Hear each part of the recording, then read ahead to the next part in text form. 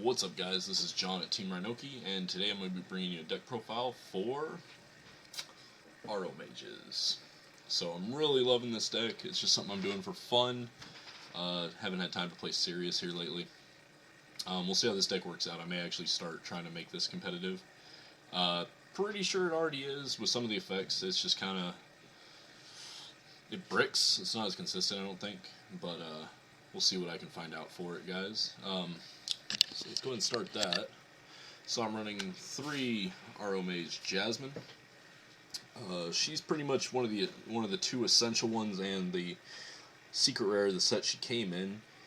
She's a 100 attack, 1900 defense. Whenever you gain life points, you get to draw a card once per turn.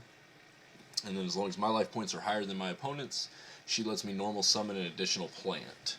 So you run 3 of her. You pretty much need her. There's only 2 of them you actually run 3 of. She's one of them. The next one is Aromage Rosemary. This one is 1800 attack, 700 defense. As long as my life points are higher than yours, it turns all plant monsters into Armades. It's really... this thing just... it does so much, just attacking over things, and then making everything else I have able to Armades through effects, so...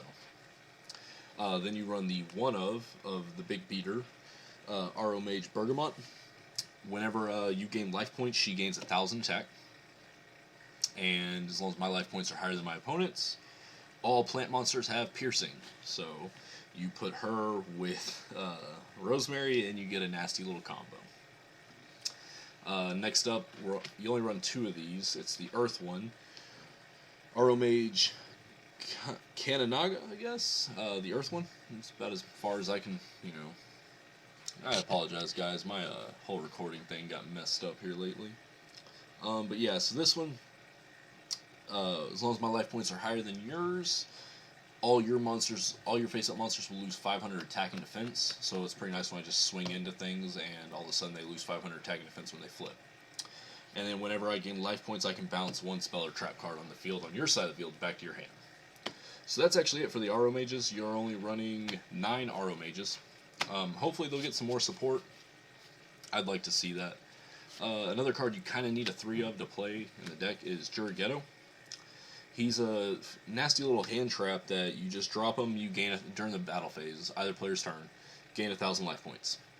And then you contribute him to give any face-up monster on the field 1000 attack. And you can do that during damage calc, so... nasty little effect he does. And then when you gain the life points, it'll trigger all of my Aromage effects.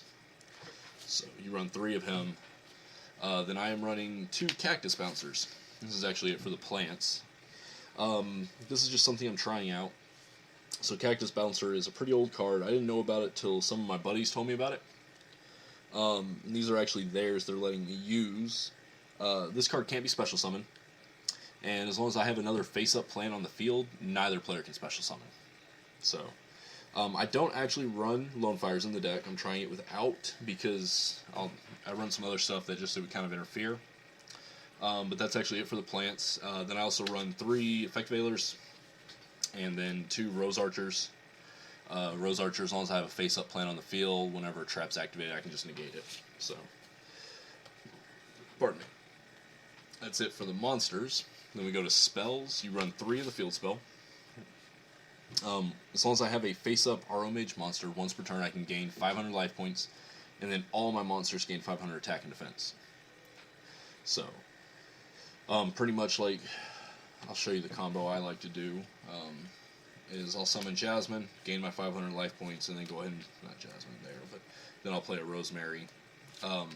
Because Rosemary's effect is mandatory. You may have to target your own monsters. Now, if you have more life points than your opponent right off the bat, and you can just go bam, bam, then gain the life points, you can go and switch her to defense.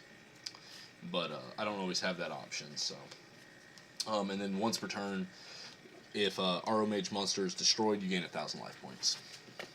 So 3 of those. The 1 Terraforming, just to kind of give me access to it quicker, because you need the field spell. And then I play Triple Duality.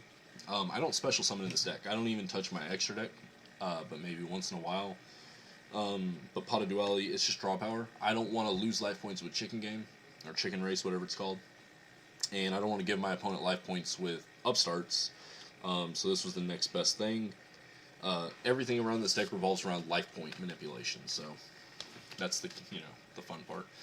Then 3 MSTs, 1 Book of Moon, 1 Raigeki, just self-explanatory on all those. That is it for the spells. For the traps, I run 2 Humid Winds. This is basically the Rhoda of the deck for Aromages. You pay 1,000 life points, bring any Aromage monster from your deck to your hand. And then if your life points are lower than your opponent's, you can gain 500 life points once per turn. So, nifty little effect that can trigger real well with Dried Winds. And then once per turn, if I gain life points, I can pop 1 face-up monster in your set of field. It has another effect I've never used. If you control an Aromage monster and your life points are at least 3,000 or higher than your opponent's, you can pay life points equal to the difference, destroy the face-up monster your opponent controls, whose combined attack is less than or equal to the life points you paid to activate this effect. That one I've never used yet. Pardon me, guys. I just haven't thought about using that yet, but I'm sure I'll find a chance for it. And then since I'm running a lot of plants, I'm trying out Pollinosis. It's basically like a Solemn Judgment for plants, except for paying life points, I just pay with a monster. So just get rid of a plant monster on the field. And then Pollinosis becomes live because of that. And then it'll stop a summon, special summon, or spell or trap cards. And then I'm running 2 Fiendish Chains. I'm actually thinking about bumping that up to 3rd. My buddy brought up a good point that I just needed a little more back row defense, and just running these just helped a lot.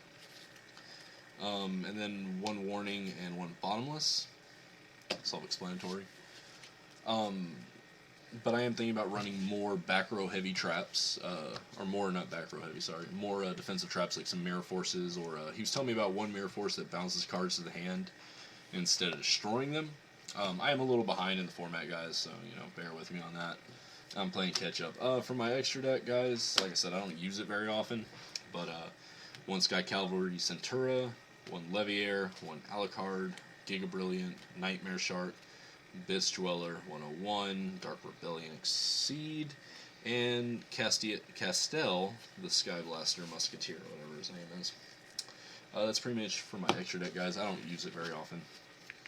For my side deck, 1 Max C, with 2 Retaliating Cs, then 3 Damage Jugglers. Yeah, it's all messed up. Then I'm doing 2 Debunks, because this seems, I don't know, I just thought I'd try it out on the side deck. We'll see how it works out, guys. There's a YCS coming up this weekend, so you never know. Triple Mind Crush and triple Imperial Iron Wall. So, that is it for the deck profile, guys. This is just short and sweet to the point, obviously. If you all have any questions or anything like that, feel free to comment, rate, subscribe, all that great stuff you can do below. Hopefully here soon also I'll have some more videos up, not just of Yu-Gi-Oh! Deck profiles, but I got free time back on my weekends now. So hopefully here soon I will have more gaming videos up. I'm an avid gamer. So between my Xbox One and my PC, Master Race, I'll have some gameplay footage up too. So anyways, guys, I'm John from Team Rhinoki, and I'm out.